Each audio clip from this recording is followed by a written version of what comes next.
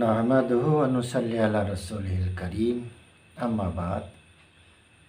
সম্মানিত শ্রোতামণ্ডলী, আজকে আমরা আলোচনা করব রাসূলুল্লাহ সাল্লাল্লাহু আলাইহি ওয়াসাল্লাম কবরে জীবিত অবস্থাত আছেন না মৃত অবস্থাত আছেন, এই বিষয়ে আজকে আমাদের আলোচনা। এটা একটা আকীদা বা বিশ্বাসের কথা, এটা শুদ্ধভাবে আমাদের জানতে হবে দলিল সহ। এই কথাটার আগে একটা দরকারি কথা বলতেছি, ওইটা হইল মানুষের জীবন তিনটা। এক নম্বর হলো ইহকালের জীবন। ইহকালের জীবন শেষ হয় মৃত্যুর পরে, তারপরে শুরু হয় দ্বিতীয় জীবন, কবরের জীবন, যে জীবনটাকে বরজখী জীবন বলা হয়। এটার সময় কিয়ামত পর্যন্ত। হাসরের দিন যে হিসাব নিকাশ হবে, এরপরে মানুষের আসল স্থানও যাইবে, চিরকাল ওইখানে থাকবে। ওই স্থান হইল এখানে দুইটা। যারা ঈমান নাই তাদের স্থান জাহান্নামে চিরকালের জন্য। আল্লাহুম্মা আজিরনা মিনান নার, আল্লাহুম্মা আজিরনা মিনান নার, আল্লাহুম্মা আজিরনা মিনান নার। আর যাদের ঈমান থাকবে তারা চিরকাল জান্নাতে থাকবে। ওইটাই তো মানুষের আসল জীবন। ওই যে জান্নাত পাবে আর জাহান্নাম পাবে কিসের বিনিময়ে? শিরিক কুফরের বিনিময়ে জাহান্নাম, আর ঈমানের বিনিময়ে জান্নাত। এই কথাটা ইহকালেই মানুষের বুঝতে হবে। ইহকাল শেষ হয়ে গেলে আর কোনো বোঝার দ্বারা কোনো কাজ হবে না। তো ওইটার জন্যই আমাদের ঈমানকে শুদ্ধভাবে শিখতে হয়।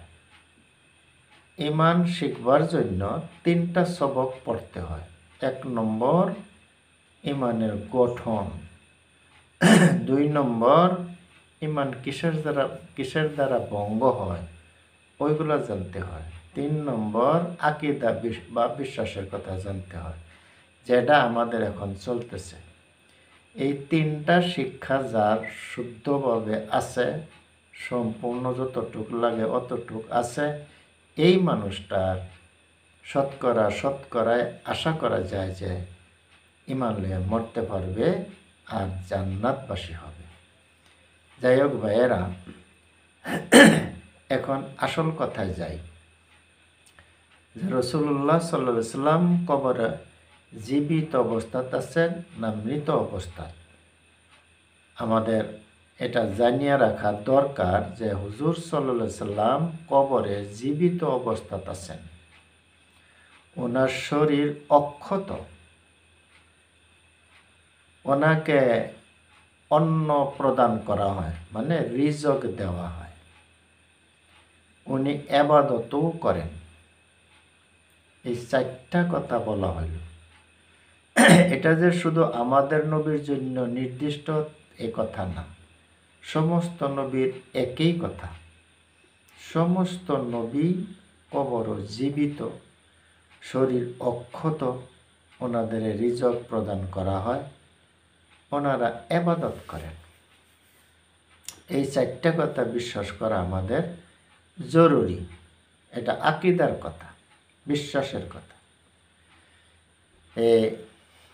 এই চারটা কথার দলিলের দরকার। দলিল তিনটা কথার দলিল আমরা ইবনে মাজার একটা হাদিসে পাইতেছি। ওই হাদিসটা হইল 1637 নম্বর হাদিস। এই হাদিসটা আপনাদের সম্মুখে আমি পড়ে দিতেছি। এটার মধ্যে আমরা তিনটা কথার দলিল পাইব। আন আবি দারদা রাদিয়াল্লাহু তাআলা আনহু قال قال رسول الله صلى الله عليه وسلم। আবু দারদা হইতে বর্ণনা, উনি বলতেছেন যে রাসূলুল্লাহ সাল্লাল্লাহু আলাইহি ওয়াসাল্লাম বলছেন, আকসিরুস সালাত আলাইয়া ইয়াউমাল জুমা, তোমরা জুমার দিন আমার উপরে খুব বেশি বেশি দুরূদ পড়ো। ফাইন্নাহু মাশহুদুন তাশহাদুহুল মালাইকা, কেননা এই জুমার দিনটা হইল মশহুদ, ইয়াউমে মশহুদ, মানে এই দিন বিশেষ করে দুরূদ রসুলের উপরে পৌঁছানি হয়, রসুলের কাছে পৌঁছানি হয়। যে যে দুরূদ পড়ব তাদের দুরূদগুলা ফেরেশতাগণে রসুলের কাছে পৌঁছায়। এরা ইয়াউমে মাশহুদ, নির্দিষ্ট ফেরেশতাই রাখা আছে যে যেখান থেকে দুরূদ শরীফ পড়বে এগুলা হুজুরের কাছে নিয়ে পৌঁছায় দিই।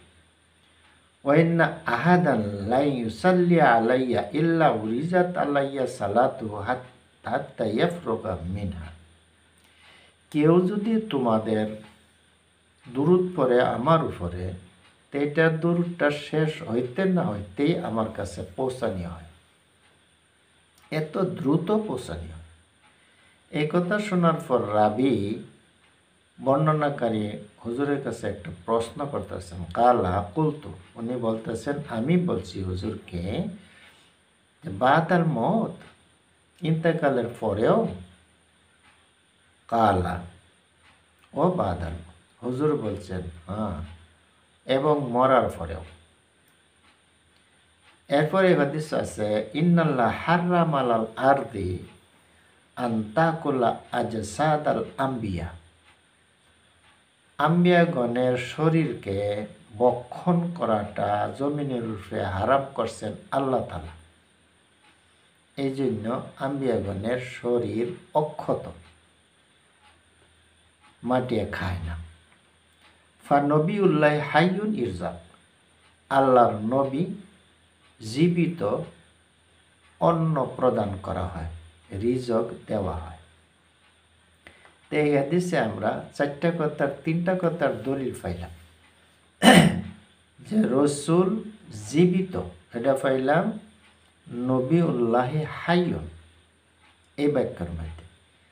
ওনাদের রিজক দেওয়া এটা পাইলাম ইউরজাকু শব্দর দ্বারা, বাক্যর দ্বারা।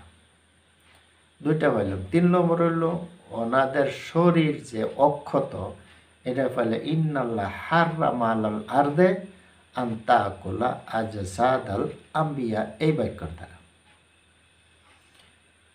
3টা দলিল পাইলাম। আরেকটা কথা যে নবীগণ ইবাদত করেন, এটার দলিল এই হাদিসও পাওয়া গেল না। তো ওইটা আছে 6157 নম্বর হাদিস মুসলিম শরীফের, ওইটার মধ্যে এটা পাইবেন। তাই আমি ওই দলিল দেখাই দিলাম। আরও বহুত দলিল আছে, সংক্ষেপে এই এতটুকুই দলিল দেওয়া হইল। আমরা এখানে 4টা কথা পাইলাম, এই 4টা আমরা বিশ্বাস রাখি, দলিল পাইছি যে আম্বিয়াগণ জীবিত কবর, ওনাদের শরীর অক্ষত, ওনাদেরকে রিজক প্রদান করা হয়, ওনারা ইবাদত করেন। ভাইয়েরা বন্ধুরা, এই যে কথা আমরা পাইলাম, ইবাদত করেন, জীবিত, রিজক দেওয়া হয়, শরীর অক্ষত, এর মধ্যে যদি কেউ কোনো ভুল বুঝে, যেরকম দেখেন আমাদের বহুত মানুষ এরকম আছে যারা এই কথা বলে যে দুরূদ পড়লে বা মিলাদ করলে এখানে রাসূলুল্লাহ সাল্লাল্লাহু আলাইহি ওয়াসাল্লাম হাজির হন। এই যে একটা কথা এরকম মানুষ বলে, কেন বলে? যে এখানে দেখতেছে যে রাসূলুল্লাহ সাল্লাল্লাহু আলাইহি ওয়াসাল্লাম জীবিত যদি তিনি মজলিস আওয়াটা তেনার জন্য সাধারণ কথা। মনে রাখবেন হুজুর সাল্লাল্লাহু আলাইহি ওয়াসাল্লাম জীবিত, কিন্তু বরজখের মধ্যে জীবিত, দুনিয়ার হায়াত না। এটা মানুষের ভালো করে বুঝতে হবে।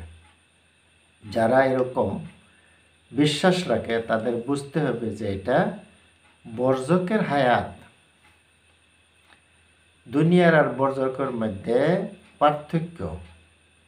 দুনিয়াতে রিজক দেওয়া হয়, খানা খাইলে পেশাব পায়খানার হাজত হয়, ইবাদত করলে অজু বা গোসলের প্রয়োজনে গোসলের দরকার হয়, ওইগুলা এরকম রিজক পরকাল বা বর্জক নাই, আর এরকম পবিত্রতা অর্জন করবার প্রয়োজনও নাই। বহু পার্থক্য এটা বুঝতে হবে। যারা এরকম বোঝে যে রাসূলুল্লাহ সাল্লাল্লাহু আলাইহি ওয়াসাল্লাম দুরূদ পড়লে হাজির হন, ওনাদের বলতেছি এই হাদিস প্রমাণ হইল যে না, হুজুর হাজির হন না। কেন? যে এখানে তাশহাদুল মালাইকা, মালাইকা আছে, ফিরিস্তা আছে, নির্দিষ্ট ফিরিস্তা আছে, ওই ফিরিস্তারা রসুলের কাছে দুরূদ নিয়ে পৌঁছান।